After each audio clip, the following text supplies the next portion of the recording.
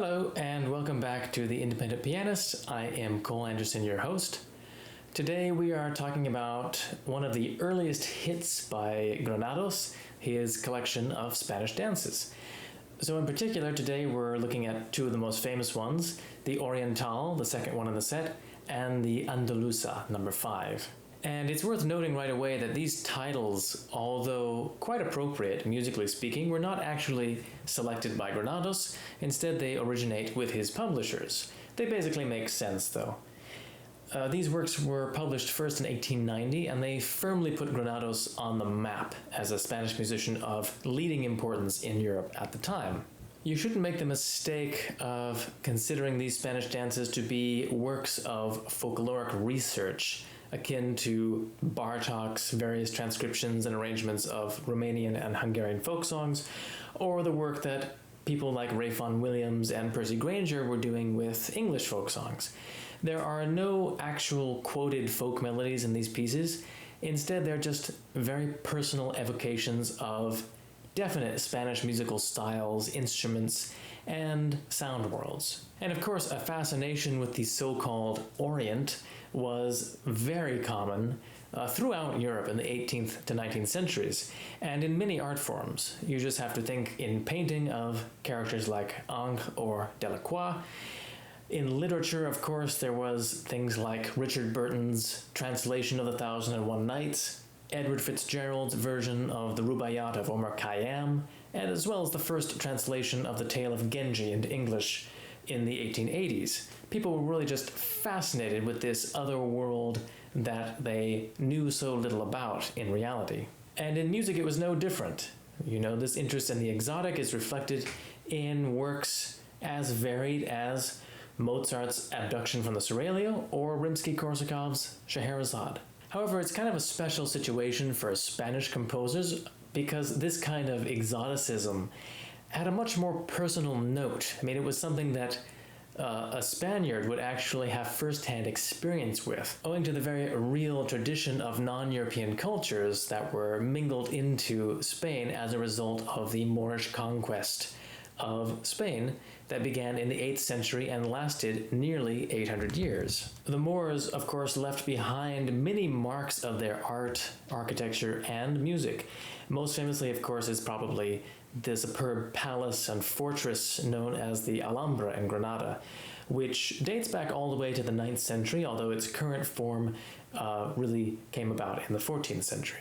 And the Oriental of Granados is obviously supposed to evoke some of the sounds that a typical European composer might associate with the Middle East. Most obvious of which, of course, is the so-called harmonic minor scale. A minor scale with a lowered 6th degree and raised 7th degree, which results in a kind of odd-sounding augmented second between scale degrees 6 and 7. The interesting thing is that the harmonic minor scale is kind of an oddity in Western music, and it really originated simply as a way of thinking about harmonic construction in minor keys. So harmonies would almost always be built using the lowered 6th degree and the raised 7th degree, but it was actually rarely used in melodic motion. It was much more common for composers to use the melodic minor scale, which only uses whole steps and half steps. It's much more normal sounding. Well, the really interesting thing is that this scale, which really originated with harmonic considerations in mind, happens to share its notes with a tetrachord from Arabian music called the Hijaz tetrachord. It's pretty much exactly the same intervals, in fact. And in this piece, Granados is entirely unashamed of using this kind of augmented second in a very noticeable way that would not have been common for your average Central European, Germanically influenced composer. So in this way, Granados was really showing that he indeed wanted to invoke this tradition, this history that was such a part of Spanish culture. The middle section of this piece is obviously an evocation of flamenco singing, the so-called canto hondo, or the deep song, with its ornamentation, the way the beats are obscured, and the very narrow range with kind of a downturn at the end of phrases. It's very reminiscent of this type of very free, impassioned singing. And that's actually also the case with the fifth dance, the one called Andaluza, although it can't precisely be traced to an exact dance, it's also fairly obviously meant to evoke a flamenco singer, this time accompanied by guitar. And of course, this piece has become famous mainly through transcriptions for guitar over the years, which is very fitting. Although Granados himself did not write for the guitar, he didn't play the guitar at all, but he obviously had the sound of this very Spanish instrument in his ear as he wrote this piece and many other of his greatest pieces. These Spanish dances do not have the kind of fearsome complications that Granados introduced into his later works, such as the Goyescas suite, of course.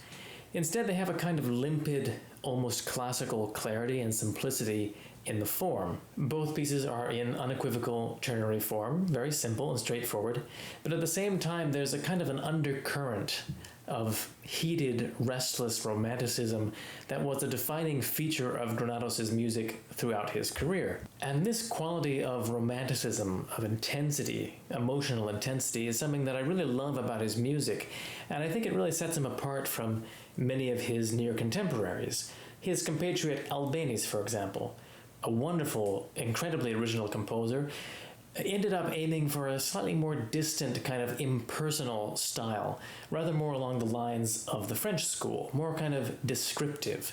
Emotionally, at least, his pieces always strike me as being more forthright and uncomplicated. But it's precisely the complications in Granados' music that really draw me in and fill me with so much delight when I play these pieces. So anyway, please enjoy the music. Be sure to like, subscribe, and comment.